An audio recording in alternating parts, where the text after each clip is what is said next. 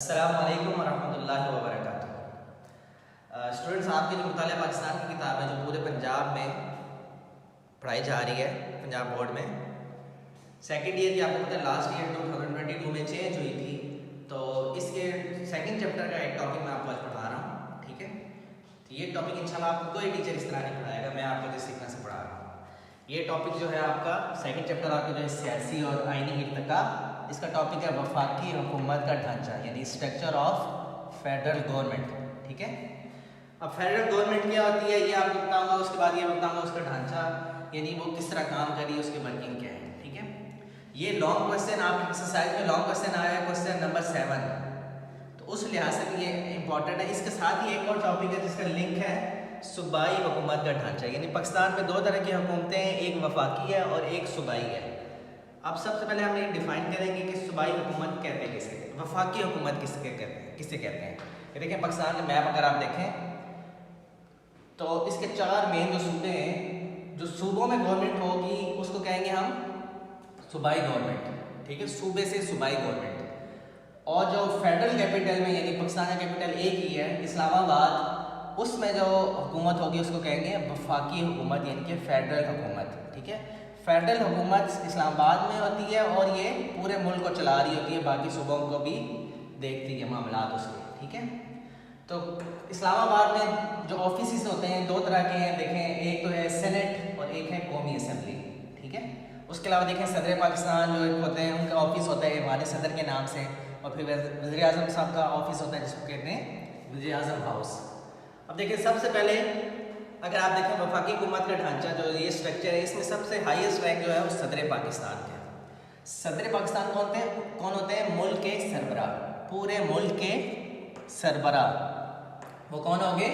सदर पाकिस्तान, ये highest ranking है। उनके बाद बारी आती है वज़ीर आज़म पाकिस्तान की। वज़ीर आज़म पाकिस्तान जो वो वफाकी हुकूमत के सरबरा होते हैं, यानी ये सदर पाकिस्तान मुल्क के सरबरा हो गए, वज़ीर आज़म जो हो गए वो वफाकी हुकूमत के सरबरा हो गए, यानी कि वफाक में जो हुकूमत बैठी हुई है वो हो गए वज़ीर आज़म, वो उसके सरबरा हो गए। अब देखें सदर पाकिस्तान सेलेक्ट किस तरह किया जाता है, उनको मुंतखब किस तरह किया जाता है। सदर पाकिस्तान देखें हमारी वोटों से सेलेक्ट नहीं होते बल्कि इनडायरेक्टली सेलेक्ट होते हैं। चारों सूबों की जो असम्बलियाँ हैं उसके जो मेम्बरान होते हैं जिनको MPA कहते हैं, ठीक है, मेंबर ऑफ प्रोविंशियल असम्बली, उनके जितने मेम्बरान हैं वो, और फेडरल में जो 2 ऐवान हैं, ऐवान देखा 2 ऐवान, एक होता है ऐवान बाला जिसको सेनेट कहा जाता है, और एक होता है ऐवान ज़ेरी जिसको कौमी असम्बली कहा जाता है, नेशनल असम्बली, ठीक है। सेनेट को इंग्लिश में भी सेनेट ही कहा जाता है, कौमी असम्बली को इंग्लिश में नेशनल असम्बली कहा जाता है। तो इन दो के मेम्बरान और इन 4 सूबों की जो असम्बली हैं इनके मेम्बरान मिल के अपना सदर चुनते हैं, इसलिए ये हाईएस्ट रैंक होता है, पूरे मुल्क का सरबरा होता है, क्योंकि तमाम आला औहदेदार की वोटों से मिलके बनते हैं। तो 2 ऐवान और 4 असम्बलियों के मेम्बरान की वोटों से मिलके सदर पाकिस्तान सेलेक्ट किया जाता है।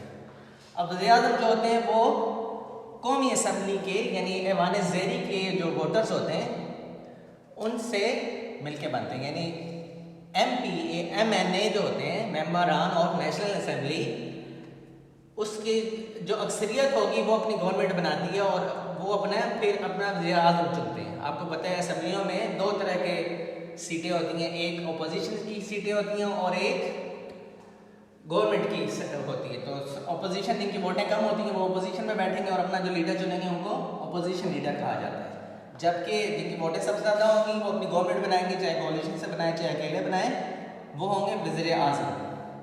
तो वज़ीर आज़म जो होते हैं वो होंगे वफाकी हुकूमत के सरबरा। उसके बाद देखें वो अपनी टीम सेलेक्ट करते हैं, जो टीम अपनी सेलेक्ट करते हैं उसको कहा जाता है वफाकी काबीना, यानी फेडरल काबीना। काबीना देखें आप, कौमी असम्बली में बेशुमार मेम्बरान मौजूद होते हैं, लेकिन जिनको वजारतें दी जाती हैं वो उनकी टीम होती है, वज़ीर आज़म प्लस वज़रा जो होते हैं उसको कहा जाता है वफाकी काबीना। अब एक होते हैं वफाकी वज़ीर और एक होते हैं वज़ीर मुमलिकत। इनमें क्या फ़र्क होता है? वफाकी वज़ीर क्या होते हैं? वजारत का सियासी सरबरा, वजारत का सियासी, यानी वजारत किसे कहते हैं? मिनिस्ट्री। उसका जो सियासी सरबरा होगा वो होगा वफाकी वज़ीर। वजारत के अंदर सब डिवीजन होती है, ठीक है। डिवीजन का सियासी सरबरा। एक वजारत जो होती है, एक मिनिस्ट्री जो होती है, उसके अंदर एक या दो डिवीजन होती है, यानी वो डिवाइड हो जाती है। उसके अंदर डिवीजन का जो बड़ा होता है उसको कहते हैं वजीर मुमलिकत। ठीक है, आगे देखिए इसके बाद जो ओहदा आता है वफाकी काबीना में, यानी कि जितने भी मिनिस्टर होंगे, मिनिस्टर आपको पता है कोई सेहत का मिनिस्टर है, कोई रेलवे का मिनिस्टर है, कोई दाखिले का मिनिस्टर है, कोई किसी और मामले का मिनिस्टर है। तो वो जो मिनिस्टर होते हैं उनके अंडर सेक्रेटरी होता है जो कि हाईएस्ट गवर्नमेंट रैंक होता है उसका। ठीक है, तो हाईएस्ट गवर्नमेंट रैंक कौन सा होता है पाकिस्तान में? जितनी भी गवर्नमेंट सरकारी मुलाजिमीन होते हैं उनका हाईएस्ट रैंक होता है 22 ग्रेड। 22 ग्रेड में मुलाजिम जो होता है सरकारी, वो हाईएस्ट रैंक है पाकिस्तान में। और वो किसका होता है? सेक्रेटरी, यानी कि वफाकी वजीर का जो सेक्रेटरी होता है उसका हाईएस्ट रैंक होता है ग्रेड, यानी कि सबसे ज़्यादा मराद उसको हासिल होती हैं। तो वो कहता है वजारत का इंतज़ामी सरबरा, वजारत का यानी कि मिनिस्ट्री का इंतज़ामी सरबरा होता है, यानी वजीर जो होता है उस वजारत का, उसके अंदर सेक्रेटरी जो होता है वो उसका सरबरा होता है। सेक्रेटरी के अंदर जो काम करता है उसको कहते हैं एडिशनल सेक्रेटरी। वो डिवीजन का इंतजामी सरबरा होता है, यानी कि देखें ये मिनिस्ट्री है और ये मिनिस्ट्री के अंदर जो डिवीजन है उसमें उसका इंतजामी सरबरा होगा एडिशनल सेक्रेटरी। एडिशनल सेक्रेटरी ये होता है डिवीजन का पहले नंबर पे, जबकि वफाकी वजीर वजारत का जो पहला नंबर होता है वो होता है सेक्रेटरी का। उसके अंदर डिवीजन में जो पहला नंबर होता है वो एडिशनल सेक्रेटरी का होता है। ये 21वें ग्रेड का वफाकी अफसर होता है। ठीक है, अब देखें ये ग्रेड भी कम होते जा रहे हैं। 21 के 22वें ग्रेड का ऑफिसर, 21वें ग्रेड का ऑफिसर, 20वें का, 19वें का, इस तरह 18वें का। ये देखें एरो का निशान जा रहा है, यहाँ से भी आप इसको याद कर सकते हैं। एडिशनल सेक्रेटरी के अंदर अब ये देखना है कि इसमें और सूबाई हुकूमत में थोड़ा सा नाम का फर्क है, कुछ ओहदे जो है वो मिसिंग है, आपने ये याद रखना। एडिशनल सेक्रेटरी के बाद जॉइंट सेक्रेटरी आता है जो कि 20वें ग्रेड का ऑफिसर होता है। ये अपने काम भी करता है और एडिशनल सेक्रेटरी जो उनको काम देते हैं, जो फराइज सौंपते हैं वो भी करते हैं। जॉइंट सेक्रेटरी के बाद जो अगला होता है वो होता है डिप्टी सेक्रेटरी। डिप्टी सेक्रेटरी अपनी ब्रांच का इंचार्ज होता है, ये 19वें ग्रेड का वफाकी ऑफिसर होता है। डिप्टी सेक्रेटरी के अंदर होता है सेशन ऑफिसर। सेशन ऑफिसर अपने सेक्शन का इंचार्ज होता है, ये वफाकी गवर्नमेंट के अंदर 17 या 18वें ग्रेड का ऑफिसर होता है। ठीक है, ये आप सारा मैप एक नजर दोबारा से देख लें। इसी तरह का आप ड्रॉ करेंगे तो आपको ये क्वेश्चन आसानी से याद हो जाएगा। अब हम आते हैं सूबाई हुकूमत का ढांचा। पाकिस्तान में जो दूसरी किस्म की हुकूमत कायम है वो है सूबाई हुकूमत। पाकिस्तान के देखें 4 सूबे, पंजाब, सिंध, खैबर पख्तूनख्वा और बलोचिस्तान। इनके अंदर भी अपनी असम्बलियाँ हैं जिनको कहते हैं सूबाई असम्बलियाँ। ये देखें सूबाई असम्बलियाँ, Punjab assembly, Sindh assembly, Khyber Pakhtunkhwa assembly, Balochistan assembly. सूबाई हुकूमत में सबसे हाईएस्ट रैंक होता है गवर्नर का। सूबाई गवर्नर जिसे कहते हैं, आमतौर पर हम गवर्नर कहते हैं, कैसे कहते का नाम होता है सूबाई गवर्नर।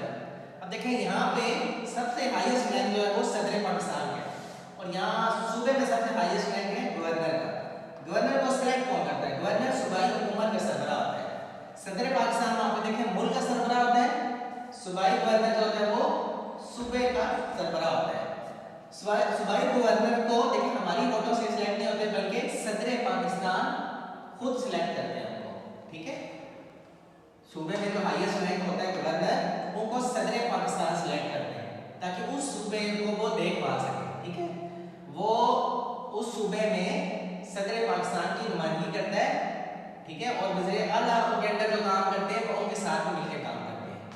सूबाई गवर्नर के बाद दूसरा होता जो आता है वो वज़ीर आला का होता है, ये सूबे का इंतजामी सरबराह होता है। वज़ीर आज़म देखें जैसे वज़ीर आज़म जिनकी सबसे ज़्यादा कौमी असम्बली में वोटें होंगी वो अपना वज़ीर आज़म चुनते हैं, और जिनकी सूबे में सबसे ज़्यादा वोटें होती हैं वो अपनी गवर्नमेंट जो बनाते हैं, सूबे में जो गवर्नमेंट बनाते हैं वो अपना वज़ीर आला चुनते हैं। ठीक है, वहाँ पे देखें वज़ीर आज़म चुना जाता है, जिसकी गवर्नमेंट बनेगी और सूबे में जिसकी गवर्नमेंट बनेगी वो वज़ीर आला चुनेंगे। ठीक है, जिस तरह वज़ीर आज़म अपनी टीम चुनते हैं इसी तरह वज़ीरों की टीम यहाँ पे चुनी जाती है, वो सूबाई काबीना कहा जाता है या काबीना कहा जाता है। ठीक है, हर वज़ीर अपने महकमे का सरबराह होता है कि जो भी मिनिस्टर होगा, मिनिस्टर ऑफ हेल्थ होगा, मिनिस्ट्री ऑफ इंटीरियर, एक्सटीरियर, जो भी होगा वज़ीर वो अपने महकमे का सरबराह होता है। ये सेम उसी तरह जिस तरह फेडरल गवर्नमेंट में है उसी तरह सूबे की गवर्नमेंट में भी। अब चारों असेंबली में यही पैटर्न, यही स्ट्रक्चर फॉलो किया जा रहा है। चारों सूबों का एक गवर्नर होगा, चारों सूबों में एक वज़ीर आला होगा, चारों सूबों के वज़ीर आला के अंडर उनकी एक टीम काम कर रही होगी। यानी कि जितने भी मिनिस्टर होंगे, एमपीए होंगे, सारे बासौदा नहीं होंगे, वो अपनी मर्जी की टीम चुनेंगे, ठीक है। किसी को अपनी मर्जी से वो वज़ीर तालीम बना देंगे, वज़ीर सेहत बना देंगे, वज़ीर दाखिला खारजा जो भी बना देंगे, वो अपनी मर्जी की टीम चुनेंगे। उसके बाद उनके अंडर जो होती है वो होता है चीफ सेक्रेटरी। चीफ सेक्रेटरी का ओहदा देखें यहाँ पे मौजूद नहीं है, बाकी गवर्नमेंट में चीफ सेक्रेटरी का ओहदा मौजूद नहीं है। यहाँ पे जो वजीरों के नीचे ओहदा मौजूद है वो सेक्रेटरी का ओहदा मौजूद है, ठीक है। तो ये दोनों में फर्क आपने याद रखना है। बाकी हुकूमत में हाईएस्ट रैंक जो है वो सेक्रेटरी का, यहाँ पे चीफ सेक्रेटरी का है। चीफ सेक्रेटरी वहाँ पे मौजूद नहीं है।